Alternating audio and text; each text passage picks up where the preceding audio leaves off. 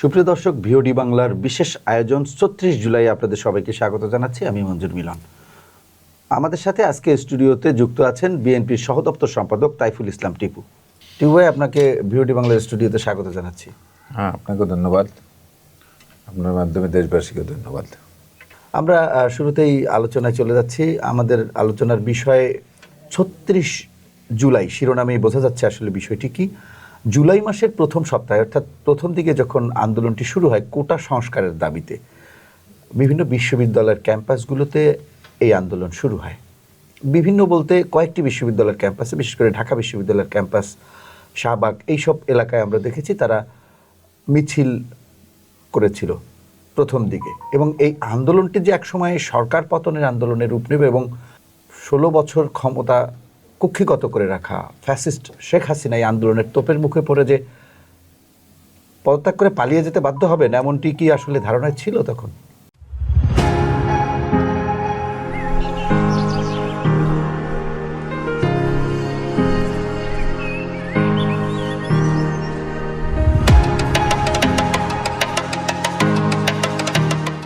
আপনাকে ধন্যবাদ।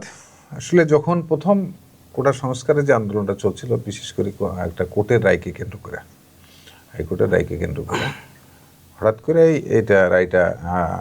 এই মামলাটা হাইকোর্টে আসে এবং এই কোটা সংস্কারকে কেন্দ্র করে প্রথম যে কর্মসূচি যারা ছাত্ররা দিয়েছিলেন, সেটা সেই সময় আসলে কেউই ভাবে নাই যে এটা সরকার পতন আন্দোলনের রূপ নেবে। ইভেন কি আন্দোলন যখন চলছে প্রথমের দিকে, তখনও রাজনৈতিক বোদ্ধারা, বিভিন্ন দলের রাজনৈতিক বোদ্ধাদের সাথে আলাপ করে দেখা গেছে তারাও এই আন্দোলনটাকে কেউ সন্দেহ, কেউ মানে এটা শুধুমাত্র কোটার মধ্যেই বা ছাত্রদের মধ্যেই, এবং এটাকে একটা সন্দেহ কাজ করছিল। কিন্তু ডে বাই ডে দেখলাম যে আন্দোলনে ছাত্রদের সম্পৃক্ততা বাড়ছিল। তখন আমি এটাতে আশাবাদী ছিলাম যে এই আন্দোলনটা একটা যৌক্তিক পর্যায়ে যাবে। সরকার পতন হবে কিনা জানি না, তবে একটা যৌক্তিক পর্যায়ে যাবে। তো প্রাথমিকভাবে এই কর্মসূচিগুলি যখন চলার পরে একটা পর্যায়ে এটা যখন ছাত্রদের সম্পৃক্ততা দিন দিন বাড়ছে, তখন আওয়ামী লীগের নেতারাও এটাকে খুব তুচ্ছতাচ্ছিল্য আচরণই করছে, যেটা বিগত সেটা আন্দোলনটা গতিটাকে আরো বাড়িয়ে দিয়েছে। 14 বছর যেভাবে তো বিরোধী দলকে তুচ্ছতাচ্ছিল্য করছে আওয়ামী লীগের নেতৃবৃন্দ, সেটা তারাও একই কায়দায় এদেরকেও তুচ্ছতাচ্ছিল্য করা শুরু করছে। এবং একটি জায়গায় একদিন, সম্ভবত তারিখটা 13 বা 14 তারিখ হবে, একটা প্রধানমন্ত্রী, তৎকালীন তথাকথিত প্রধানমন্ত্রীর সাংবাদিক সম্মেলনে একজন সাংবাদিকের প্রশ্নের উত্তরে শেখ হাসিনা যে উক্তিটা করছিল, ছাত্রদেরকে নিয়ে যে ব্যঙ্গ করে যে উক্তিটা করছিল, সেই উক্তির থেকেই হঠাৎ করে রাতের বেলায় ছাত্রদের মধ্যে একটা আবেগ, ইমোশন কাজ করছে এবং ব্যাপক রিয়াক্ট হচ্ছে। এবং রিয়াক্ট হওয়ার পরে ঢাকা বিশ্ববিদ্যালয়ের ছাত্রছাত্রীরা থেকে শুরু করে সারা বাংলাদেশের ছাত্রছাত্রীরা রাস্তায় নামা শুরু করছে। একটা স্লোগান তৈরি হয়ে যায় এবং ব্যঙ্গাত্মক এই স্লোগানটাকেই তারা পজিটিভলি নিয়েই তারা সবাই রাস্তায় নামা শুরু করলো। পরবর্তী পর্যায়ে তখনও কিন্তু অনেকেই মনে করছে যে এটা একটা পর্যায়ে যাবে। কিন্তু আমি একটা জিনিস দেখছি, আমি লক্ষ্য করছি যে আন্দোলনের প্রথম থেকেই আমাদের ভারপ্রাপ্ত চেয়ারম্যান তারেক রহমান খুব সূক্ষ্মভাবে আন্দোলনের পক্ষে উনি প্রথম থেকে একটা স্ট্যান্ড নিয়ে কাজ করছেন। কারণ আমি এই আন্দোলনকে খুব সূক্ষ্মভাবে দেখার চেষ্টা করছিলাম। যেদিনকে ঢাকা বিশ্ববিদ্যালয়ের ছাত্রলীগের নেতারা যখন আওয়ামী লীগের নেতারা বললো ছাত্রলীগের যথেষ্ট এর মুভমেন্ট প্রতিরোধ করার, ঠিক যেদিন টিএসসি চত্বরে যখন ছাত্রলীগের সন্ত্রাসীরা যখন এই সাধারণ ছাত্রছাত্রীদের উপর হামলা করলো, তখন আমার কাছে মনে হয়েছে যে না, এই আন্দোলন থামবে না এবং এই আন্দোলন একটা যৌক্তিক পর্যায়ে এবং শেষ যৌক্তিক পর্যায়ে বলতে আপনি কি বোঝাতে চাইছেন যাবে। এবং আমার কাছে মনে হয়েছে যে এই আন্দোলন একটা স্টিম পর্যায়ে যাবে। আমার কাছে তখন মনে হয়েছে মানে সরকারের জন্য এটা থামানো খুব কঠিন হবে। তো ঠিক এই মুহূর্তেই আমি দেখলাম যে আমি তখন আমাদের অনেক নেতৃবৃন্দ গ্রেপ্তার হয়ে গেল আমাদের সিনিয়র যুগ্ম মহাসচিব রুহুল কবির রিজভী গ্রেপ্তার হয়ে গেলেন, তখন আমি দাপ্তরিক দায়িত্বটা অলিখিতভাবে আমার উপরে আসলো এবং সেই সময় তারা ইন্টারনেট ব্যবস্থা বন্ধ করে দিল, বিচ্ছিন্ন করে দিল। ঠিক 3-4 দিন এই অবস্থা চলছে। তো আমি তখন এই বিএনপির যে প্রেস রিলিজগুলি, প্রতিদিনের প্রেস রিলিজ যে কন্টিনিউশনটা বিভিন্নভাবে আপনার ওই লিখে, হাতে লিখে আমরা এক জায়গায় পাঠাইছি। আজকে আমাদের যে কর্মীরা একজন গাফফার মারা গেছে, আমাদের অফিসের স্টাফ, তাকে দিয়ে নুঙ্গিপুরা আপনার ডিআরওতে হাতে লিখে পাঠাইছি এবং আপনার সাংবাদিকদের ওখানে বসায় রাখছি। তারা আবার সেখান থেকে বিভিন্ন জনকে সহযোগিতা করছে, তারা আবার বিভিন্নভাবে এটা কাভারেজ দিয়েছে। এবং প্রতিদিনই যে কয়দিন আপনার এই ইন্টারনেট বন্ধ ছিল, সেই কয়দিন আমি লক্ষ্য করেছি যে আমাদের ভারপ্রাপ্ত চেয়ারম্যান মহোদয় নর্মাল টেলিফোনে আমাদের বিভিন্ন জায়গায় উনি কথা বলছে এবং এই আন্দোলনকে বেগবান রাখার জন্য উনি সর্বাত্মক চেষ্টা করছে। তবে একটা জিনিস আমার কাছে মনে হয়েছে, যেদিনকে ছাত্রলীগ ঢাকা বিশ্ববিদ্যালয়ে হামলা করলো ছাত্রছাত্রীদের, সেদিনকে আমি নাহিদের একটা বক্তব্য আমি দেখছিলাম যে নাহিদ একটা কথা বলছিল যে যদি আমরা হেরে যাই, আমরা যদি আজকে ঢাকা বিশ্ববিদ্যালয় যদি আর ব্যাক না করতে পারি, তাহলে আমরা কিন্তু হেরে যাব। সেই কথাটাকে ছাত্রছাত্রীরা ধারণ করে নিয়ে সেদিনকে কিন্তু আবার পরবর্তী পর্যায়ে তার রাতের মধ্যে সংগঠিত হয়ে আবার কিন্তু টিএসসিতে অবস্থান নিয়েছিল।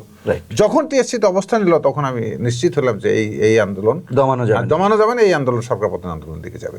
আর এই সরকার পতন আন্দোলনের যে মেকানিজমটা, এই টোটাল মেকানিজমটা হচ্ছে যে যেটাই বলুক, টোটাল মেকানিজমটা তারেক রহমান করেছে নেতৃত্বে সেই। এবং যেদের যে ম্যান পাওয়ার সাপ্লাই দেওয়া বা বিভিন্ন সারা দেশের মানুষকে যে উজ্জীবিত করার, মানুষকে যে ইনভলভ করার যে যতগুলি প্রক্রিয়া পিছন থেকে, এই কাজগুলি আপনার আমাদের ভারপ্রাপ্ত চেয়ারম্যান তারেক রহমান করছে। এবং বিএনপির সিনিয়র নেতৃবৃন্দ অনেক বিষয়ে অনেকেই হয়তো আন্দোলনটাকে আলাদা প্ল্যাটফর্মে করার জন্য বলছে, কিন্তু আমি দেখছি যে আমাদের সিনিয়র নেতৃবৃন্দ একটা জায়গায় ছিল যে এই আন্দোলনটাকে সাপোর্ট দিতে হবে, আলাদা প্ল্যাটফর্মে নিয়ে যাওয়া যাবে না যতক্ষণ পর্যন্ত একটা পর্যায়ে না যাবে। তো আমি তার পরবর্তী পর্যায়ে যখন দেখলাম যে ইন্টারনেট ব্যবস্থা চালু হলো, তখন আমি আমার ওই সময়কার আপনার যে স্টেটমেন্টগুলি আমরা দিয়েছি, ওই স্টেটমেন্টগুলি তারেক রহমানের যে বক্তব্যগুলো এবং আমাদের পার্টির থেকে যে স্টেটমেন্টগুলো দেওয়া হয়েছে, সেই স্টেটমেন্টগুলি এবং ওই তারেক রহমানের বক্তব্যগুলো যদি আজকে যদি একটা সংকলন করা যেত এবং একটা পুস্তিকা আকারে যদি তৈরি করা যেত, তাহলে টোটাল আন্দোলনের পিকচারটা কিন্তু বিএনপির পক্ষ থেকে যারা আজকে যে জুলাই আন্দোলনের কমিটিতে আছে, তারা যদি এই কাজটা করতো, তাহলে প্রমাণিত হয়েছে তারেক রহমান এবং বিএনপি এই আন্দোলনটাকে একটা সর্বশেষ যৌক্তিক পর্যায়ে নিয়ে গেছে। এবং এখানে অনেক সময় তো আন্দোলন ঢাকা বিশ্ববিদ্যালয় ফেল করছে, প্রশাসন এবং প্রশাসন যন্ত্রের কাছে অনেক সময় ঢাকা বিশ্ববিদ্যালয়, তখন দেখছি যে আপনার বাড্ডা থেকে আন্দোলন রামপুরা থেকে চলে গেছে, তারপরে আপনার উত্তরা থেকে আন্দোলনের সূত্রপাত হয়েছে। এবং যেদিনকে আপনার 5 তারিখের যে ঘটনাটা ঘটছে, 5 তারিখেও তো সকাল পর্যন্ত সবাই একটা থমথমে অবস্থা ছিল, কিন্তু যখন যাত্রা উত্তরা থেকে মিছিল মার্চ করছে, যখন বাড্ডাতে মানুষ নেমে গেছে, তখন আর এই যে জোয়ার আর থামানো যায়, তখন ঢাকার বেশি সারা দেশেই এই এমন একটা পরিস্থিতি সৃষ্টি হয়েছে। সেই পরিস্থিতি তো অভূতপূর্ব যে পরিস্থিতি, এই পরিস্থিতি বাংলাদেশে আর কখনো হবে বলে আমার কাছে মনে হয় নাই। যে পরিমাণ মানুষ দল মতের ঊর্ধ্বে উঠে, যে পরিমাণ মানুষ আপনার 5 তারিখে রাস্তায় নামছে, বিশেষ করে ঢাকা শহরে আপনার, এবং মানুষের যে আবেগ, মানুষের যে 15 বছর 17 বছরের যে নির্যাতনের যে আবেগটা, মানুষ নিজে নিজে নামছে, এখানে নিজে নামছে, বাচ্চাকেও কাঁধে করে নিয়ে এসছে, গুলি চলছে, বউকে সাথে করে নিয়ে এসছে, ফ্যামিলির সকল মেম্বারদেরকে সাথে করে নিয়ে এসছে রাস্তায়। এটা তো আপনার একটা রাজনৈতিক দলের ইচ্ছা করে করানো সম্ভব না। এবং আপনার নিজের ছেলে মেয়েকে তারা দিচ্ছে, যেখানে দেখতেছে যে গতকালকে 50 জন মারা গেছে, আগামীকালকে আমার ছেলেটা মারা যেত, সেখানেও তারা সবাইকে নিয়ে, পরিবারের সবাইকে নিয়ে নামছে, সব পরিবার নামার সাথে সাথে মহল্লার সবাইকে নিয়ে রাস্তায় নামছে। যেখানে গুলি হচ্ছে প্রতিদিন লাশের সংখ্যা বাড়ছে, কিন্তু লাশের সংখ্যা যে হারে বাড়ছে তার বহু গুণ বেশি মানুষের সম্পৃক্ততা হচ্ছে, যার কারণে আজকে সরকার পতনের অবস্থায় যেতে হয়েছে এবং সরকার পদত্যাগ করতে হয়েছে। আমরা তো, আপনি যেমনটি বলছিলেন যে এমনটি তো আমরা দেখেছি, অনেক মাকে দেখেছি, সাধারণ ফ্যামিলির, মিডল ফ্যামিলির, মধ্যবিত্ত ফ্যামিলির মহিলারা তারা পানি নিয়ে এসে বাচ্চাদেরকে দিচ্ছে, শিক্ষার্থীদেরকে দিচ্ছে, বাসা থেকে রান্না করা খাবার নিয়ে এসে দিচ্ছে। যার কাছে যে খাবার আছে, যার কাছে যে টাকা আছে, সেই দিয়ে তিনি পানি, বিস্কিট এগুলো কিনে বিতরণ করছেন। অনেক শিক্ষার্থী বিতরণ করেছে, অনেক মায়েরা, অনেক বাবারা বিতরণ করেছে। আমরা তো এগুলো দেখেছি এবং এমনও দেখেছি যে অনেক পরিবার তার ছোট ছোট ছেলে মেয়েকে নিয়ে তারা রাস্তায় নেমে আসছে। এটা শুধুমাত্র 5 তারিখে নয়, এটি কিন্তু 25 তারিখের পর থেকে আমরা এগুলো দেখছি। বিশেষ করে রাজধানীর বিভিন্ন এলাকায় আমরা এগুলো দেখছি যে গার্ডিয়ানরা এসে, বিভিন্ন শিক্ষার্থীর, নন পলিটিক্যাল ফ্যামিলি, এরা তারা এসে সহযোগিতা করছে, পানি দিচ্ছে, খাবার দিচ্ছে ছেলেদেরকে, যে তোমরা আন্দোলন চালিয়ে যাও। এরকম তো আমরা দেখেছি। আপনার বিষয়টা দেখে আপনাকে খেয়াল করতে হবে একটা, সেটা হচ্ছে যে আন্দোলনটা কারা করছে। আন্দোলন তো একসময় জনতার আন্দোলনটা একসময় বন্ধ হয়ে যাওয়ার কথা ছিল, রাইট। যেখানে ডিবি অফিসে যখন এই সমন্বয়করা যখন যে প্রক্রিয়াতে হোক, যে পরিস্থিতিতে হোক, তারা যখন আন্দোলন স্থগিত করছে, তখন তো তাদের হাতে যদি আন্দোলনটা থাকতো, তাদের কথা মতো আন্দোলনটা বন্ধ হয়ে যেত, বা আন্দোলনের একটা গতিপথ চেঞ্জ হওয়ার কথা ছিল। কিন্তু আন্দোলন তাদের কাছে ছিল না। এখান থেকে একটা টার্নিং পয়েন্ট আছে। আন্দোলন তাদের কাছে ছিল, আন্দোলনকারীদের কাছে ছিল। আপনি দেখেন, কোনো রাজনৈতিক নেতা মারা যায়নি এই আন্দোলনে। কে মারা গেছে? রিক্সা শ্রমিক। কে মারা গেছে? শিক্ষার্থী। কে মারা গেছে? শিক্ষার্থী। কে মারা গেছে এবং কারা মারা গেছে এখনো টোটাল পরিসংখ্যান এই সরকারের কাছে না, এখনো কিন্তু পাবে না। কারণ এমন একজন মারা গেছে, তার কোনো আত্মীয় স্বজন কেউ জানেও না যে কোথায় মারা গেছে, কি অবস্থা, কোথায় হারায় গেছে। যে এই যে সাধারণ মানুষের যে সম্পৃক্ততা এবং রক্ত দেওয়ার যে টেন্ডেন্সি, এইটার কারণেই কিন্তু আন্দোলন বেগবান হয়েছে। আপনার এখন হয়তো এই আন্দোলনে যারা আজকে, এই আন্দোলনের কারণে যারা আজকে বেনিফিটেড আমি দেখতেছি সকল রাজনৈতিক দলেই, এবং এমনকি যারা সরকারে আছে, যারা বেনিফিটেড, তাদের কিন্তু আন্দোলনের সাথে কিন্তু মিনিমাম কোনো ভূমিকা নেই। যারা উপদেষ্টা মণ্ডলীতে আছে, এই সরকারের যারা উপদেষ্টা মণ্ডলী, যারা বেনিফিশিয়ার, সবচাইতে এখন ভালো জায়গায় আছে, তারা কিন্তু আন্দোলনে কোনো ভূমিকা আন্দোলনে তাদের মিনিমাম সরাসরি কোনো ভূমিকা ছিল, সরাসরি না, পরোক্ষ কোনো ভূমিকা ছিল না। আমি দায়িত্ব নিয়ে বলতেছি, তাদের পরোক্ষভাবে কোনো ভূমিকা ছিল না। আজকে অনেক রাজনৈতিক দলের অনেকেই অনেক বড় বড় কথা, তাদের তো আসলে জনসমর্থন নেই। এই যে রাজনৈতিক দল, যেটাই হোক, মিনিমাম তো কোনো পলিসির মধ্যে থাকার কথা ছিল।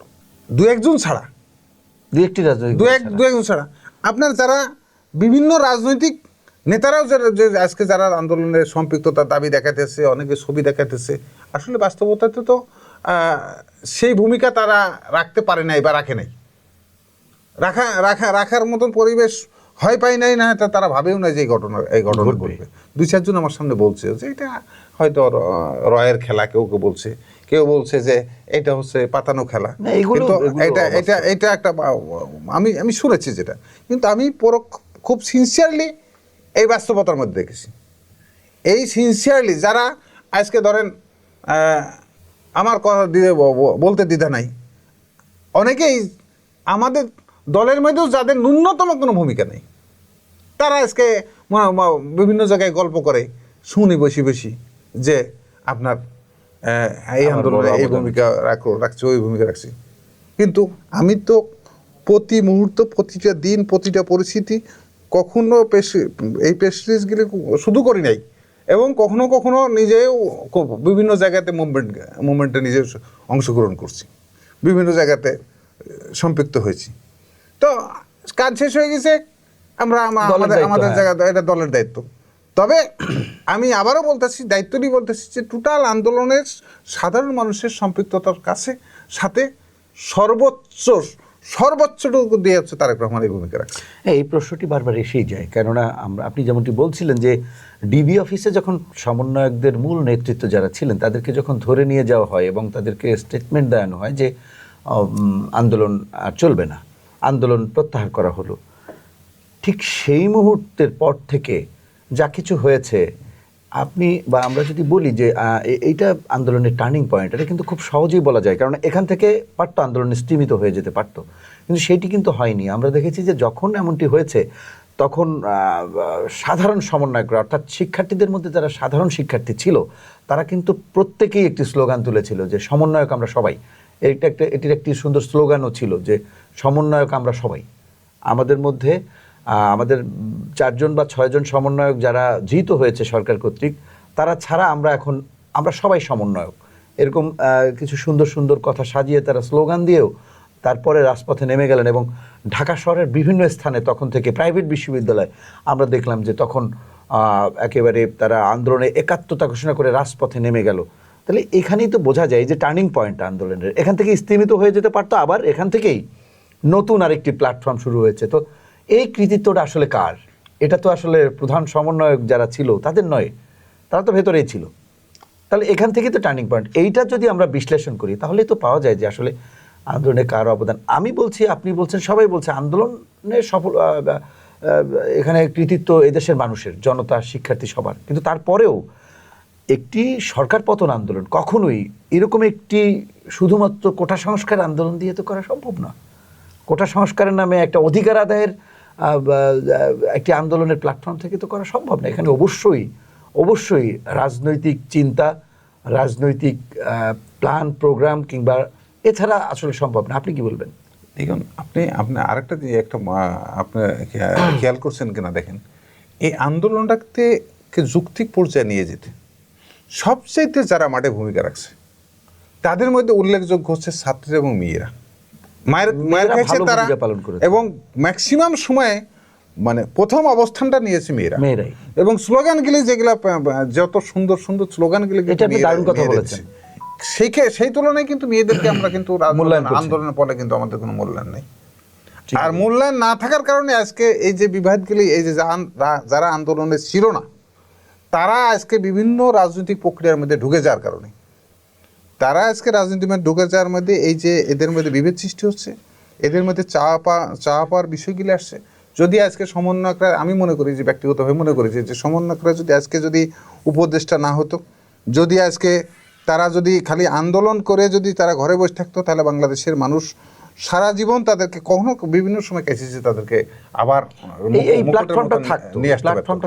দেখেন আজকে তারই রিভার্স, যে সমন্বয়কদেরকে ধরার কারণে প্রতিরোধ সারা দেশে গড়ে উঠছে, সেই সমন্বয়করা আজকে এই ফ্যাসিবাদের দ্বারা হেনস্থার শিকার হচ্ছে, কিন্তু মানুষ রাস্তায় নেই। যেভাবে মানুষের রাস্তায় নামার কথা সেভাবে মানুষের রাস্তায় নেই। কেন নাই? মানুষ তাদেরকে বুঝে গেছে যে তারা যে প্রক্রিয়াতে আন্দোলনটা থেকে নেতৃত্ব দিয়েছে সেই জায়গাতে তারা নাই। আপনাকে জায়গাতে থাকতে হবে। জায়গাতে যখন না থাকবে তখন আপনার এই সমস্যাগুলো সৃষ্টি হবে। আপনার মূল টার্গেটটাতে আপনাদেরকে থাকতে হবে। মূল টার্গেটে যখন আমি থাকবো না, তখন কিন্তু আমাকেও মানুষ কিন্তু খারাপ ভাবা শুরু করবে। তো সেই বাস্তবতায় আপনার রাজনৈতিক দলগুলোও আজকে বিভিন্নভাবে বিভিন্ন জায়গাতে এই মানে যারা কোনো ভূমিকা রাখে না, সবসময়ই দেখি, সব আন্দোলনে দেখছি, ওই যখন 71 সালে স্বাধীনতা যুদ্ধ হয়েছে তখনও আজকে স্বাধীনতা যুদ্ধ নিয়ে বিতর্ক কেন? যে যারা ইন্ডিয়ায় ছিল, পলাইছিল, যারা আন্দোলন স্বাধীনতা যুদ্ধে ভূমিকা রাখে নাই, যারা মুক্তিযুদ্ধ করে নাই, তারা এসে এই স্বাধীনতা যুদ্ধটাকে বিভিন্ন বাহিনী বানায়, তারা গ্রহণ করছে, তারা এটাকে কৃতিত্ব নেওয়ার চেষ্টা করছে, যার কারণে এই বিতর্কটা আজকে পর্যন্ত এটা চলছে। ঠিক আপনার 90 সালে আন্দোলনেও যারা ভূমিকা রাখছে রাস্তায়, তারা কিন্তু কিছু পায় নাই। যারা জীবন দিচ্ছে তারা কিন্তু কিছু পায় নাই। আজকে আপনার ধরেন যারা শহীদ হয়েছে, সরকারের কোষাগারে কি টাকার অভাব? এই শহীদ পরিবারকে দেওয়ার জন্য এত প্ল্যানিং করতে হবে কেন? কেউ কি নিষেধ করতো যে শহীদ পরিবারকে আজকে যদি 50 লাখ 1 কোটি টাকা করে দিয়ে দিত, আজকে ছেলেগুলা পঙ্গু অবস্থায় পঙ্গু হাসপাতালে আছে, তারা জীবন দিচ্ছে, তারা কিছু পাবে না। তাদেরকে কেউ 5,000 টাকা দিচ্ছে, সেটা নিয়েই তারা চিকিৎসা করছে, কেউ 10,000 টাকা দিচ্ছে, সে করোনা করতেছে। সরকার কি তাদেরকে পারে না তাদের চিকিৎসাগুলো, বিদেশি অবশ্যই চিকিৎসাগুলো আনতে কতটুকু? তাদের প্রতি কিন্তু সরকারের কোনো খেয়াল নেই, এই সমন্বয়কদেরও কিন্তু খেয়াল নেই, যার কারণে আজকে তারাও কিন্তু আর মানুষ উৎসাহিত হচ্ছে না যে আন্দোলন পরবর্তী পর্যায়ে যদি আবার 5ই আগস্ট তৈরি করতে হলে যে মুভমেন্টটা, যে আবেগ, যে ইমোশন, যে মানুষের রাস্তায় নামার যে অবস্থান, এটাকে সৃষ্টি করতে যেই করতে চাক আবার কিন্তু সময় লাগে। আস্থার জায়গাটা তৈরি হচ্ছে না, আস্থার জায়গাটা তৈরি হচ্ছে না যে কিসের জন্য আমরা রক্ত দিলাম। হ্যাঁ, রক্ত দিলাম। এই পরিস্থিতির উন্নতি না হলে আপনার আবার একটা সমস্যার সৃষ্টি হবে, আর সমস্যার সৃষ্টি হলে মানুষ কিন্তু রাস্তায় নামতে চাবে না। আজকে শেখ হাসিনার এই পেতাত্তারা এই সাহস পাইছে কি কারণ, যে আমাদের এই সব মানুষগুলা নামার কারণে আপনার সরকারে যারা বেনিফিটেড হয়েছে, বিভিন্ন জায়গায় প্রশাসনে বসছে, তারা কি আন্দোলন, তাদের কোনো ভূমিকা আছে? সারা দেশে বিভিন্ন জায়গায় যে প্রাতিষ্ঠানিক যে জায়গাগুলোতে যাদেরকে বসাইছে, সরকার যাদেরকে বসাইছে, তাদের আন্দোলনের কোনো ভূমিকা আছে? ছিল না, মিনিমাম কোনো ভূমিকা আছে?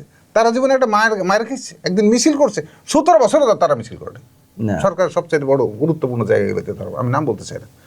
আজকে ব্যাংক বিমাতে যেখানে যারা পাতে এই সরকার তারা বেনিফিটেড হয়েছে, বা বিভিন্ন রাজনৈতিক দল থেকেও যারা আইসা বেনিফিটেড হয়েছে।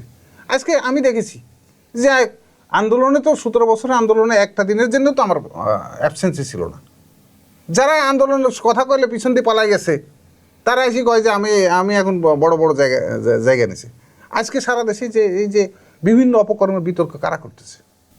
আরে রাজনীতির বয়স 5 বছর না, বলছে আমি 17 বছর আন্দোলন করছি।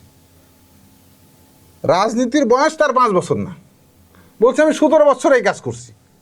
আমি জানি যে ওই থানাতে কোনো মিছিলই জীবনে হয় নাই। এখন ওই থানার নেতারা বলতেছে যে আমরা হচ্ছে এই সব আন্দোলন সংগ্রাম করতে করতে নিঃশেষ হয়েছে। যারা আওয়ামী লীগের সাথে লিয়াজও করে চলছে, তারা এখন হচ্ছে বড় মুক্তিযুদ্ধ নিজেদেরকে বলতেছে। আর এই মুক্তিযুদ্ধ কি আপনি আপনার নিজের দলের কথা বলছেন? সব জায়গায়, সব ক্ষেত্রেই আপনার এক ক্ষেত্রে নয়, সমস্ত ক্ষেত্রেই।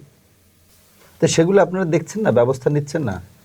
সেগুলো তো এটা তো সামগ্রিক যারা কাঠামোর দায়িত্বে আছে তাদেরকে ইয়ে করতে হবে। আমি তো একটা ক্ষুদ্র মানুষ, আমার সকল আন্দোলন, আমি বিএনপির রাজনীতিতে আমার 43 বছরের এই বিএনপির রাজনীতিতে জীবনে রক্ত দেওয়া থেকে নিজের শরীর থেকে রক্ত দেওয়া থেকে শুরু করে জেল খাটছি, নির্যাতিত হয়েছি, আমার মৃত্যু কিছুক্ষণ পরে হবে এরকম পরিস্থিতির মধ্যে পড়ছি অনেকবার। সেখান থেকে আল্লাহ পাক উদ্ধার করে নিয়ে এসছে। এই দলের জন্য সংগ্রাম করছি, জেল খাটছি, রিমান্ড খাটছি, ডান্ডা বেরি পড়ছি, হাত কড়া পড়ছি, অনেক দিন না খেয়েও থাকছি। নিজের বাবার দেওয়া যে অর্থ সম্পদ সব শেষ করছি। আজকে 43 বছরে যা অর্জন করতাম, নিজে ইনকামেরটা তো খরচ করি, পাশাপাশি আরও যেটা যদি একটা চাকরি করতাম, যে ইনকাম হইতো সেটাও থেকেও নিজেকে বঞ্চিত করছি। কিন্তু দলের যখন যে ক্রাইসিস হয়েছে, 11 ক্রাইসিস, ঢাকা শহরে সারা বাংলাদেশে যখন কেউ নামে নাই, 2-4 জন যারা নামছে তার মধ্যে আমি একজন। অনেকেই মারা গেছে, আজকে অনেকে গুম হয়েছে, ইলিয়াস আলী গুম হয়ে গেছে, ইলিয়াস আলীও তার মধ্যে একজন ছিল। যারা সেই সময় যখন পক্ষে নামছে, গসার বাবু এসে আছে, গসার বাবু বলতে পারবে। 11 এই পরিস্থিতি দেখছে। আন্দোলন, এরশাদ বিরোধী আন্দোলনের কর্মী হিসাবে প্রত্যেকটা রাজপথে প্রত্যেকটা কর্মীতে হিসাবে অংশগ্রহণ করছি। আপনার 14 সালের আন্দোলন, 15 সালের আন্দোলন, সকল আন্দোলনেই সামনে থেকে করছি। যার কারণে কে কোথায় কে করছে, কে কতটুকু করছে, কে কতটুকু করে নাই, তার 90% আমাদের জানা আছে। ইনার পার্টি, আউট পার্টি না, এটা তো রাজনীতিতে। তো সেই কারণে আপনাকে যদি সঠিক কাজের জন্য সঠিক মূল্যায়নটা যদি যতক্ষণ না হবে ততক্ষণ পর্যন্ত এইভাবেই আপনার এই যে আজকে যেটা গোপালগঞ্জে ঘটলো, এই ঘটনা আবার পুনরাবৃত্তি ঘটবে যদি সঠিক সিদ্ধান্ত এবং সঠিক ইতিহাস যদি মূল্যায়ন যদি না করা হয়। আপনার দল কি সেই মূল্যায়নটি করছে যে এই 5 আগস্টের আগে যারা আন্দোলনে ভূমিকা রেখেছে, আপনার দলেরই সবচেয়ে বেশি শহীদ হয়েছে এই আন্দোলনে? আপনার দল কি সেই জায়গায় আছে, সেই মূল্যায়নটি আপনার এবং দল আপনি করছে? একটা জিনিস দেখেন, এই জায়গাতে আপনি ভালো কথা বলছেন, এবং সর্বোচ্চ যে যারা এই 5 আগস্টের পরে যারা 5 আগস্টের আন্দোলনে যারা মারা গেছে, এই জায়গাতেও দেখেন তারেক রহমানের ভূমিকা সবচেয়ে পরিষ্কার। উনি সর্বোচ্চ চেষ্টা করছে প্রত্যেকটা মানুষের বাড়ি বাড়ি যায়, যতটুকু পারা যায়, ন্যূনতম যতটুকু পারা যায় উনি কিন্তু লোক পাঠায় কিন্তু সহযোগিতা করছে। এটা কিন্তু অন্য কোনো রাজনৈতিক দল করে নাই। উনি ওনার জায়গা থেকে সর্বোচ্চ চেষ্টা সরকারে আসলে আপনারা এগুলো সরকারিভাবে করবেন? আমার বিশ্বাস, যদি আল্লাহ যদি তাকে বাংলাদেশের প্রধানমন্ত্রী বানায়, অবশ্যই তাদের যেটা বললেন করবে অফিসে। কারণ আমরা এখনো দেখি জুলাই যোদ্ধারা যারা আহত আছেন তারা এখনো মাঝে মাঝে দেখি আন্দোলনে আছে, মানে তাদের যে চিকিৎসার যে ব্যবস্থাটা সেটি এখনো ঠিকভাবে করা সেই হচ্ছে না। কথাটা কিছুক্ষণ আগে আপনাকে সেটি বললাম যে যদি তাদের জন্য আপনারা ভবিষ্যতে ক্ষমতায় যদি আসতে পারেন, সেক্ষেত্রে আপনাদের কি কি করার আছে, তাদের জন্য কি করবেন, সেই প্রত্যাশা তো থাকতেই পারে। একটা মানুষের জীবন জীবিকার জন্য যা করা সব করা উচিত।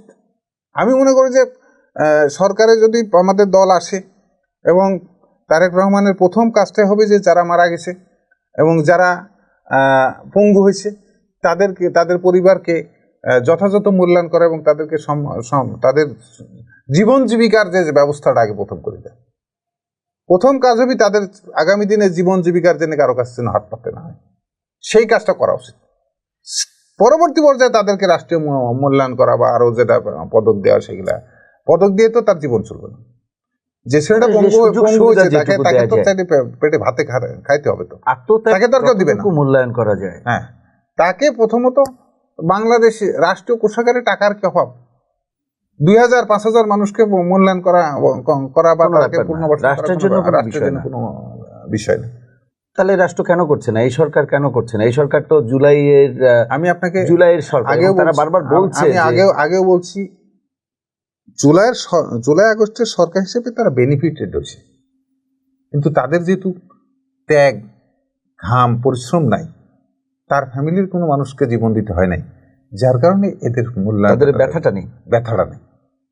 যদি তার পরিবারের কাউকে যদি এভাবে না খায় থাকতে হবে, যদি হাসপাতালে কাঁপতে হতো, প্রতিদিন যদি হাসপাতালে যেতে হতো, তাহলে বুঝতো যে এই বিভৎস অবস্থার কি অবস্থা আছে মানুষগুলা। তাদের তো কাউকে যেতে হয় না, তাদের যাওয়ার তো দরকারও লাগে না, কারণ তাদের তো ভূমিকা নাই, তারা তো অলৌকিকভাবে পেয়ে গেছে। এবং আপনি নিজেও জানেন যে অনেকে এই আন্দোলনের বিপক্ষের মানুষ ছিল, তারাও আজকে সরকারে চলে এসেছে।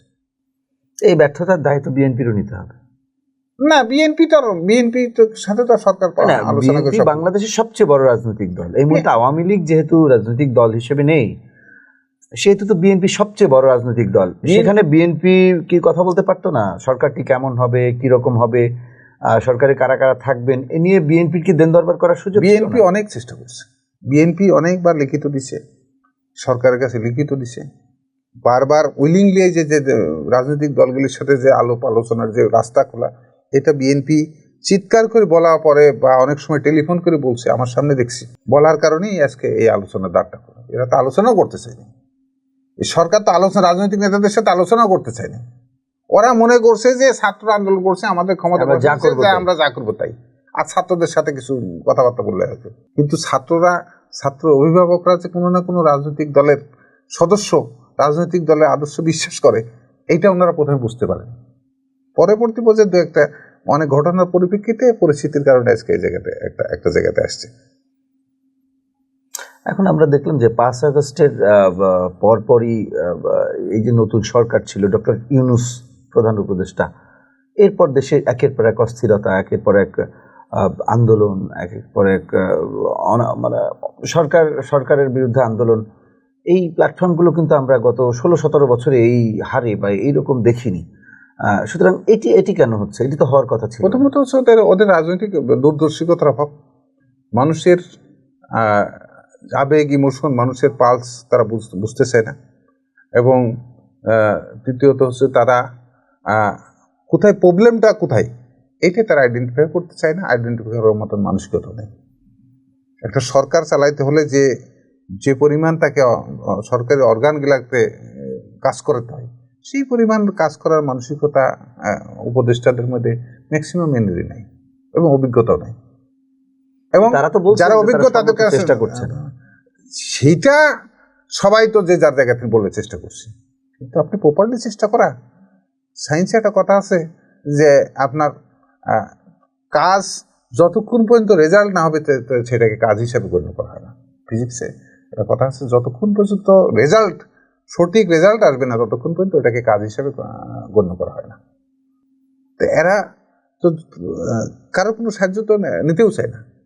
এবং একটা ফ্যাসিবাদী সরকার যে রাষ্ট্রের সকল অর্গানে তার নিজস্ব বাহিনী দিয়ে ঘিরে রাখছে এবং তাদের একটা সেট আপ আছে, সেই সেট আপকে কীভাবে ভাঙতে হবে সেটাই তো সরকারের চিন্তা চেতনা। মানে এখন সবাই মিলে তাদেরকে সাপোর্ট করছে, তারা মোটা চালাই যাচ্ছে, এটা কোনো মতে চলছে। আসলে আমরা একেবারে শেষ পর্যায়ে চলে আসছি আলোচনার। আপনি ছোট করে একটু বলবেন যে এই যে 5 আগস্টের আন্দোলনের মাধ্যমে, জুলাই আন্দোলনের মাধ্যমে দেশে একটি পরিবর্তন এসছে, অর্থাৎ স্বৈরাচারী ফ্যাসিস্ট যে সরকার ছিল সেই সরকারের পতন হয়েছে। এরপর একটি নতুন বাংলাদেশ আমরা যেভাবেই দেখি, সেই বাংলাদেশ নিয়ে আলোচনা সমালোচনা, বর্তমান সরকার নিয়ে আলোচনা সমালোচনা আছে, তাদের কাজের পরিধি নিয়ে আছে, তাদের কাজের অনেক সমালোচনা আছে। বিভিন্ন জায়গায় আমরা আইন শৃঙ্খলা পরিস্থিতির অবনতি দেখছি, অনেক কিছুই আছে, ভালো মন্দ দুটো দিকই আছে এবং এটাই স্বাভাবিক, যে কোনো সরকারের ভালো মন্দ দুটো দিকই থাকে। কিন্তু এমন একটি আন্দোলনের পরে আসলে আমাদের যে প্রত্যাশা ছিল, সেই প্রত্যাশা তো আমরা পূরণ করতে পারিনি, এবং সব প্রত্যাশা যে এই সরকারের কাছে আমরা পূরণ করার চাইবো বা প্রত্যাশা, সেই প্রত্যাশাও আমাদের নেই। আমরা চাইছি যে আগামী দিনে একটি ভোটের মাধ্যমে, একটি নিরপেক্ষ ভোটের মাধ্যমে একটি সরকার প্রতিষ্ঠিত হবে, গণতান্ত্রিক সরকার, দেশে গণতন্ত্র প্রতিষ্ঠিত হবে এবং এর মধ্য দিয়ে জন আকাঙ্ক্ষা যা আছে সেটি পূরণ করবে সেই সরকার। কিন্তু আপনার এই মুহূর্তে একজন রাজনীতিবিদ হিসাবে আপনার কি প্রত্যাশা আসলে এই সরকারের কাছে, এই গণ অভ্যুত্থানের সরকারের কাছে? সরকারের কাছে আপনার সরকারকে তো অনেকভাবে সহযোগিতা করা হয়েছে। সরকার সেই প্ল্যানিংগুলি এখনো বাস্তবায়ন করার দিকে কোনো সেক্টরে যেতে পারেনি। ওনারা সংস্কার বলছে, সংস্কারটাও কিন্তু 1 বছরের মধ্যে শেষ করতে পারেনি। ওনারা বিচার বলছে, এই 1 বছরের মধ্যে একটা মামলাকেও রায়ের পর্যায়ে নিয়ে যেতে পারেনি। ওনারা নির্বাচনের কথা বলছে, কখন কোনটা বলছে এর কোনো নির্দিষ্টতা নেই। তো যেহেতু এখন মানুষের মধ্যে একটা, সারা বাংলাদেশের মানুষের মধ্যে একটা স্তব্ধতা কাজ করতেছে, সাধারণ মানুষের মধ্যে কিন্তু আগে যে আমরা রাস্তা দিয়ে হেঁটে যাওয়ার সময় মানুষ আমাদেরকে অনেক সময় জিজ্ঞেস করতো, অনেক সময় প্রশ্ন করতো কি হচ্ছে, কি হবে। মানুষ কিন্তু এখন সারা বাংলাদেশের মানুষ একটা, ইন জেনারেল পিপুল যারা, তারা কিন্তু একটা স্তব্ধ অবস্থায় আছে এবং তারা অনেক বিষয়েই বিপদের সম্মুখীন হচ্ছে, এটা হয়তো বা অনেকে বলছে না। তো এখন যেটা উচিত আমি মনে করি সেটা হচ্ছে যে একটা নির্বাচনের মধ্যে দিয়ে একটা নির্বাচিত সরকার আসলে দেশে বিদেশের মানুষরা এখানে বিনিয়োগের উৎসাহিত হবে এবং একটা প্রশাসনের ভিতরে একটা সেটেলমেন্ট আসবে যে এই সরকারের অধীনে আমাকে 5 বছর থাকতে হবে, তাহলে এই সরকার আমাকে চাকরি করতে হলে, আমাকে কাজ করতে হলে এনার নির্দেশনাগুলি মানতে হবে। এখন প্রশাসনের লোকরা মনে করছে যে এই সরকার কয়দিন আছে তার ঠিক নেই, কে আসবে, আবার কার বিরুদ্ধে যাব, কার পক্ষে যাব। আবার যেহেতু রাজনৈতিক দলগুলা বিভিন্নভাবে বিভিন্ন বিরুদ্ধে বলা শুরু করছে, এই সব মিলে আপনার সাধারণ মানুষ আছে বিরক্তিকর পরিবেশে, আর কিছু মানুষ আছে হতাশার মধ্যে। তো সেই জায়গা থেকে উত্তরণের একটাই রাস্তা, সেটা হচ্ছে যে একটা নির্বাচন করলে নির্বাচিত সরকার যে আসবে, একটা সেটেলমেন্ট আসবে, সেই সেটেলমেন্টের মধ্যে দিয়ে নতুনভাবে আবার যাত্রা শুরু হতে পারে। সে যাত্রা শুভও হতে পারে, অশুভও হতে পারে। আমরা প্রত্যাশা করব যে সেই যাত্রা অবশ্যই শুভ হবে, কারণ আমাদের এই বাংলাদেশের তো আর চাওয়ার জায়গা নেই। কারণ আমরা 71 আমাদের জীবনে এসছে, আমাদের মানে পূর্ববর্তী যারা জেনারেশন ছিল তাদের জীবনে 71 এসছে, তারপরে স্বৈরাচার বিরোধী আন্দোলন 89-90, এরপরে আমাদের আবারও 24, অর্থাৎ কখনোই আমাদের ভাগ্যের পরিবর্তন হয়নি। সুতরাং ভবিষ্যতে আমাদের প্রত্যাশা থাকবে আমাদের ভাগ্যের পরিবর্তন হোক। আপনাকে অসংখ্য ধন্যবাদ আমাদের স্টুডিওতে এসে আপনার মূল্যবান সময় দেওয়ার জন্য। সুপ্রিয় দর্শক, আমাদের আলোচনা আজকের মতো এখানে শেষ করতে হচ্ছে। অন্য কোনো দিন দেখা হবে, অন্য কোনো অতিথিদের সাথে নিয়ে আপনাদের সামনে হাজির হব। সেই পর্যন্ত সবাই ভালো থাকুন, সুস্থ থাকুন, নিরাপদেই থাকুন। আল্লাহ হাফেজ।